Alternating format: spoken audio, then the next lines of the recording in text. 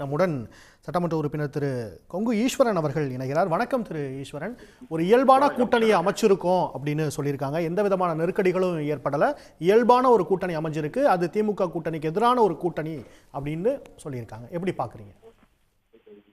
இல்ல, ஒரு மிக அதிகமான உட்கட்சி பிரச்சனைகளோடு ஒரு முரண்பாடான ஒரு கூட்டணியை அமைத்திருக்கிறார்கள். இபிஎஸ் அவர்களை பொறுத்தவரை மக்கள் மத்தியிலே திரும்ப திரும்ப திரும்ப திரும்ப இனி பிஜேபியோடு கூட்டணி இல்லை என்று சொல்லிவிட்டு இப்போது கூட்டணி அமைத்திருப்பது மக்கள் மத்தியில ஒரு நம்பகத்தன்மையை அவர் இழப்பார்.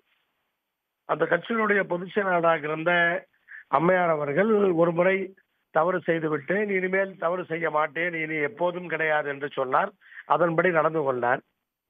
அதை போலவே இவரும் ஒரு சொல்லி இருக்கிறார் என்று மக்கள் மத்தியிலே ஒரு பேச்சு இருந்தது. இப்போது அந்த நம்பிக்கையை அவர் இழந்திருக்கிறார். அதனால இப்ப அமைத்திருக்கிற அந்த கூட்டணி என்பது தேர்தலிலே ஒரு மிகப்பெரிய எதிர்ப்பை கொடுக்கக்கூடிய ஒரு கூட்டணியாக அது அமையாது.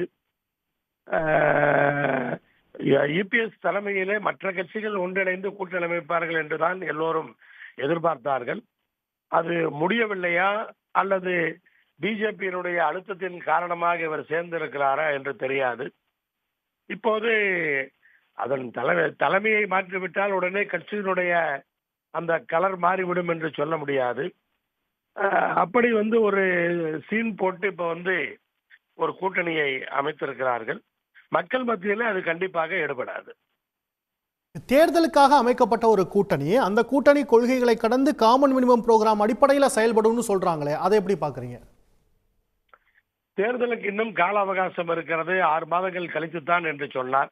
இப்போது அதிலும் அந்த நிலைப்பாட்டிலும் நிலையாக இல்லை. இவ்வளவு புதிதாக அமைக்க இருக்கின்ற ஒரு கூட்டணி என்பது இப்ப இன்னும் எவ்வளவு முரண்பாடுகள் வருகிற காலத்தில் வரும் என்று தெரியாது.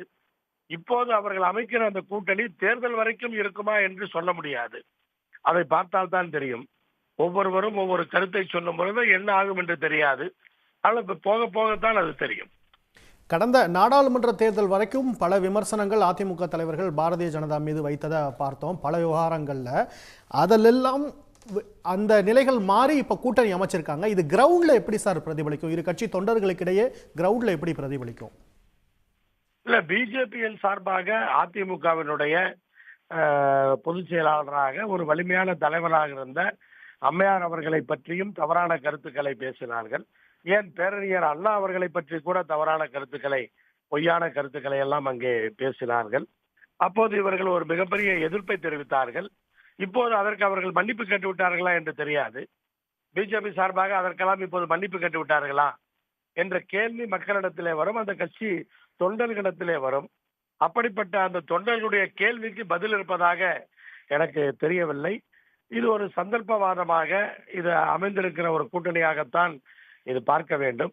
இன்னொன்று, இபிஎஸ் அவர்களுடைய தலைமையிலே கூட்டணி ஆட்சி என்று அமித்ஷா அவர்கள் அறிவித்திருக்கிறார். அது எந்த அளவுக்கு அது நடைமுறையிலே சாத்தியம் என்று எனக்கு தெரியவில்லை. தமிழ்நாட்டை பொறுத்தவரை மக்கள் ஒரு நிரந்தரமான ஆட்சியை விரும்பக்கூடியவர்கள். அப்படி இருப்பவர்கள் அந்த கூட்டணியை எப்படி ஆதரிப்பார்கள்? இப்படி பல்வேறு கேள்விகளுக்கு இனி வருகிற காலத்திலே அவர்கள் பதில் சொல்லியாக வேண்டும்.